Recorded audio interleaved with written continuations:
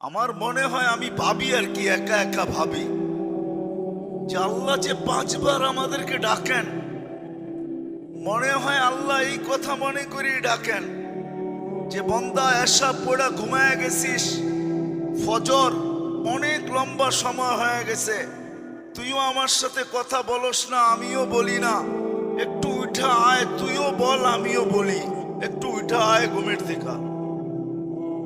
আমার মনে হয় এই জন্য ফজরে ডাকেন যে লম্বা সময় হয়ে গেছে, তোর সাথে তুই ঘুমের ঘরে ছিলি, কথাবার্তা তোর সাথে হয় না, তুইও বলস না আমিও বলি না, একটু ঘুমের থেকে উঠা আস, তুইও বল আমিও বলি।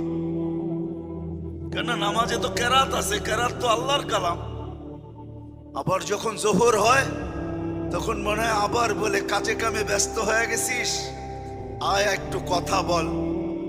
আল্লাহর জন্য তো ওই শব্দগুলা ব্যবহার করা যায় না, নাইলে মনে হয় ব্যবহার করতাম যে আয় কাজে কামে ব্যস্ত হয়ে গেছিস, লম্বা সময় হয়ে গেল, 3-4 ঘন্টা কথা বলিস না আমার সাথে, আয় না, রাগের কি ব্যাপার আছে, একটু ছুটায় জোহরে আয়, আমার সাথে একটু কথা বলা যা, শোনায় যা, তুই কেমন লাগে, তোর কি দরকার, একটু শোনায় যা।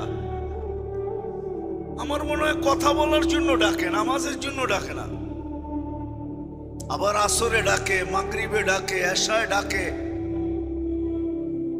আবার যখন এশায় ঘুমায়া যায় তো বন্দা ভাবে যে আমি তো বিছনায় চলে গেলাম, কিন্তু আল্লাহ বলে না, তুই বিছনায় যাস নাই, এশা পড়ছিস মানে অর্ধেক রাত পর্যন্ত তুই আমার কাছেই আসস।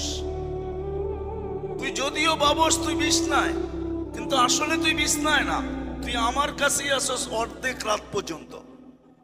আবার যখন ফজর পড়ে বাকি অর্ধেক বাকি রেখা লাভটা কি, পুরাটাই আমার কাছে লেখা দিলাম, যদিও বিছনায় ছিল। মনে হয় এই জন্য নামাজ।